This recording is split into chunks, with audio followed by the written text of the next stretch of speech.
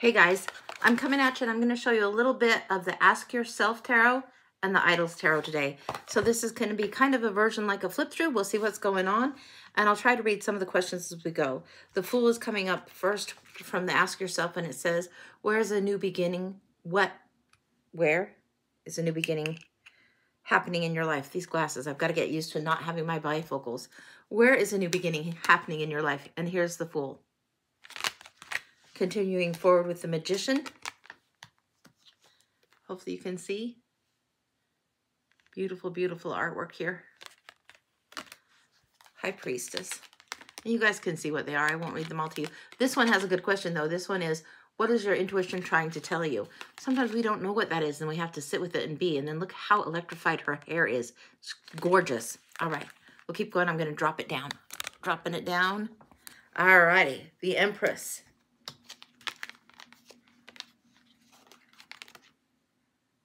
Beautiful, beautiful. Let me get my finger out of the way on those.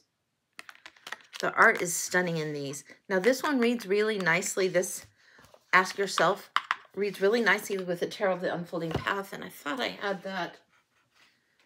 It looks like this on the back. It has a more modern art scene. But this is Tarot of the Unfolding Path. And they do actually pair quite nicely together. This I'm just trying to show you a little bit of contrast on how some art styles could be. So we'll see what's coming up for the Emperor.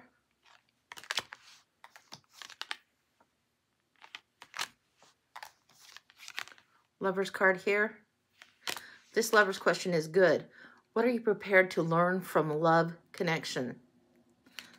What are you prepared to learn from the love connection? That's not always what is featured. There's a choice to be made, but that question is good. This deck sometimes surprises me with the depth of the thinking required in the questioning.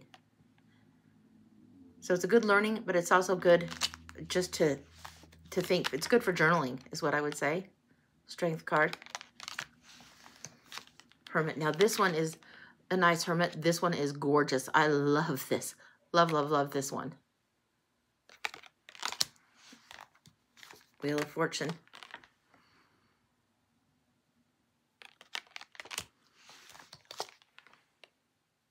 Let's see what the Justice question is. It says, what needs to be resolved and set right in your life? I mean, it's just kind of basic, but gets right to the heart of what that is. So, and it does have a good guidebook. This one has a good guidebook that goes through the meanings, tra-la-la. So it's good for learning, but the questions, I think, are the reason that I got it. So this is Feed Your Intuition is said on the side of the box, and I think it actually does. So that one, really quite done. Well done. Hangman. Death. Temperance. I like that they kept the red wings here. In a lot of the decks, we see the red wings. This, you almost lose a little bit of the redness in the wings. Here, you can see it, and it's beautiful. Indicating a little bit of sacrifice, indicating a little bit of power, indicating a little bit of angelic protection. All of that coming together. Now, here's the Devil. Both of them fairly traditional, but different flavor. Devil's question on this deck. What boundaries need to be created in your life when it comes to your toxic situation? To a toxic situation. Tower, you guys know that's one of my favorite cards, but holy Hannah on that. My goodness gracious.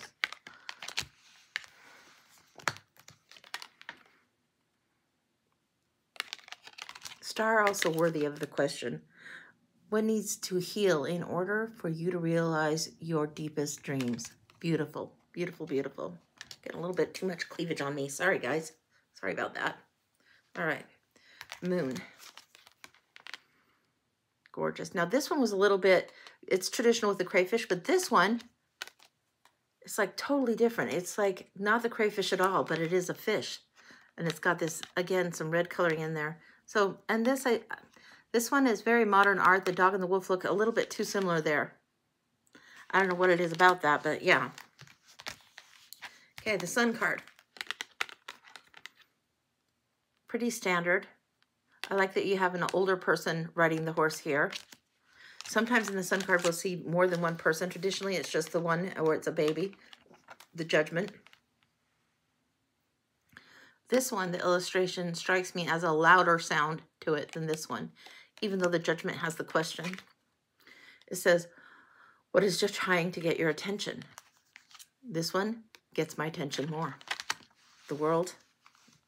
Now, I'll be mindful of the nudie tooties, but it is the World. This is a deck flip through, and the art is there.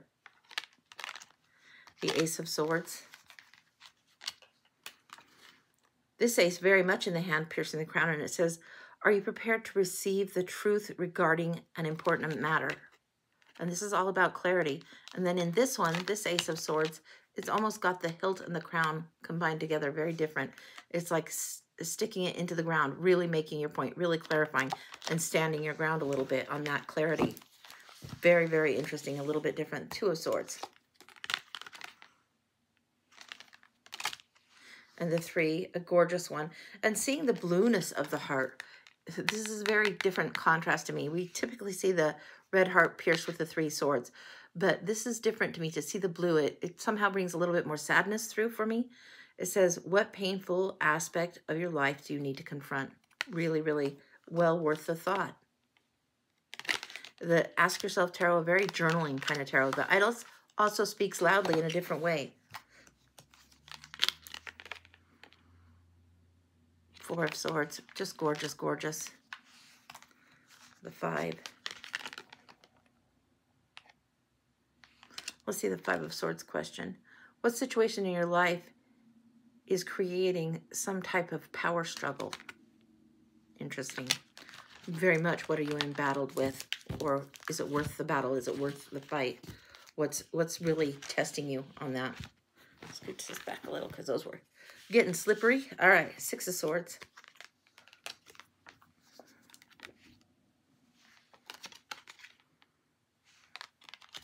I like the Navigator here. I like that she can take control of her own path, control of her own destiny. This is one that I instantly bought two of. I thought it was worth it. I got it on it. I got both of these from Amazon, but I thought it was worth it for this. The imagery is modern and new, but really helpful. I quite liked it. The Seven. Now, this is, sometimes I call him Sneaky Pete. He's often called the Thief. I know of somebody that calls him the Robin Hood, and it's interesting to think of that aspect of it as well. Eight of Swords here. Let me see if I can uncover the question in case you want to freeze frame it. Nine of Swords here. So the art doesn't get me as much on this one as it does on this one. I love the art on this one far more, but the questions on here do make you think. They make you use your tarot in a way that you would journal. You could go into shadow work really well, like this one. This one is saying, what situation in your life is creating fear and anxiety? What is this feeling trying to tell you? It's not just nightmares, bad dreams, restless nights, but what is the anxiety trying to teach you? It's worth the thought, right? And here's the Ten of Swords.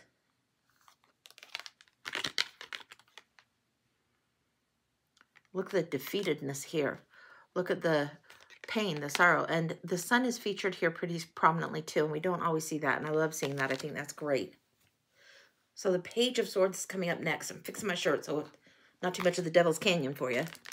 Page of Swords coming up next. Beautiful, beautiful interpretations. I love the pink in the sky here, this pink lavender color in the sky. The Knight. Now this one is interesting. We see a little bit more of a cowboy type of an icon here. This Knight is saying, what action needs to be taken to get something accomplished? He's not just riding reckless. He's thinking about what he's doing and caring for his journey, caring for his movement forward. This one is like full steam ahead, folks. Tarot will always be endlessly fascinating to me. Queen of Swords here. So even though this isn't traditional, it does have, you're thinking about things more. It might be more of learning because it does have a lot of traditional in it. This is more modern art, but not as question heavy. Although the imagery is, it's just darn good if you ask me. I like it.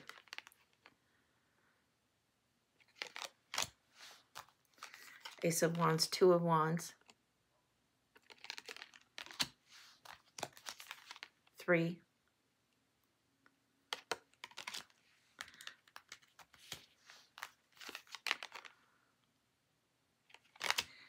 The Five of Wands. This is saying what needs to be addressed in this conflict that has arisen.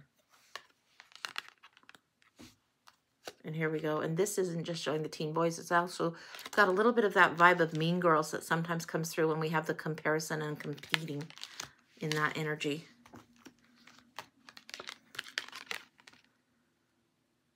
there's the 6. Really well done. And the 7.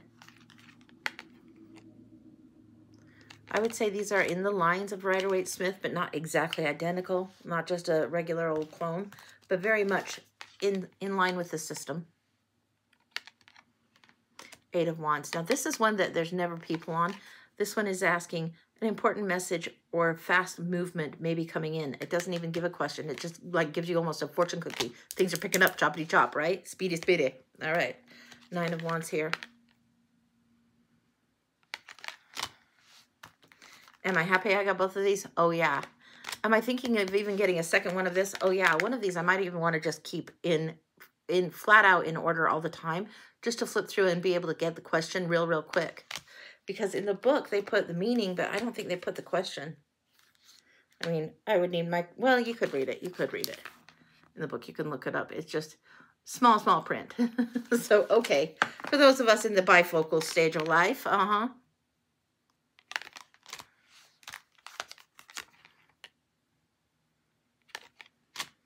Look at this gorgeous, gorgeous. This was the, sorry, I got a little bit ahead. Here's the Queen. Gorgeous. I love this. I love this. That's beautiful. And in these ones, although the question is here, they almost seem a little muted to me for the characters and the characteristics of those court cards to me. They seem a little bit muted due to the color. Now let's go into, we've got Coins and Cups suits left. So we'll go here. Coins and Cups or Pentacles. Pretty traditional. Love the cheerfulness of this. But that's just how they've done it. They've done it a little bit different. You see the juggling. I love that you see the lemniscate here still, even though it's in the purple. And I love how magical the balancing act is right here. I love this. This is very, like, it's got a little zhuzh over here. But this way you can see it a little bit too. Scoot these back. Scoot this back a little so you can see it better. Okay. 3 of Pentacles here. This is interesting where it's only showing 2 people, because it almost always is shown with the 3 people when it's a peopled card. So to see only 2 there is unusual. It says, who in your life is asking you to be open to cooperation? The 4. Pretty traditional, pretty similar. The 5. Now the 5, sometimes you see with 1 person, sometimes you see with 2. So it varies a little bit more often than the 3 does with the Pentacles, but really much the same sentiment here. And the question on this one is saying, what situation in your life no longer holds value? So rather than just feeling poverty or lack or, you know, despair, what is the situation that no longer holds the value? Again, a really well done deck, guys. Like, I'm almost talking myself into buying a second deck. I'll have to be careful on that. You know me. As it is, I got way plenty cards. Beautiful, beautiful.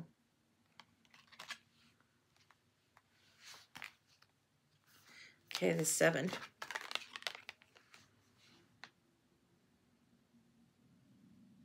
I like that this one, this character is looking more up and more optimistic at this. And this one's kind of evaluating. But this one's still evaluating, just feels a little more optimistic. The 8, now this 8 I love. Now the 8 question here, it says, what areas of your life requires you to create? To ask yourself. And then this one, the modern imagery here, how can you not love it? Looks like cupcakes or pies or cake decorating. Beautiful, beautiful creative work. And the skill and the talent required. And the application of such a thing. I love that. 9 of Pentacles coming up here. Gorgeous, gorgeous. 10.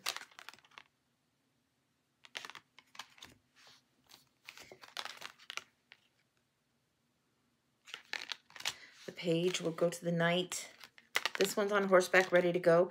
This one's on horseback, but he doesn't seem to be paying attention to anything other than the coin, which I'm not sure. Like, not sure how I'm loving how he's holding it, and it's not showing a lot of packed up stuff and preparation stuff with his horse, which I tend to think of him as totally prepared, ready to go. Super overpacked, overprepared on that one usually for me. All right, Queen of Coins here, and the King. Woo! Holy moly. Let's go to the Ace. Look at how vibrant that is. Really beautiful. You guys know I love a very vivid deck. This Two of Cups is great. Just cheerful, cheerful, cheerful. This one is more close, intimate in the relationship aspect of things, intimate in the soul meeting soul aspect of things. And the question is, are you ready to commit to someone or something you love? That's a beautiful, beautiful question for that card. Okay, Three of Cups. This is an interesting, interesting rendition. Here we see this, and this one, very, very myrrh. 4.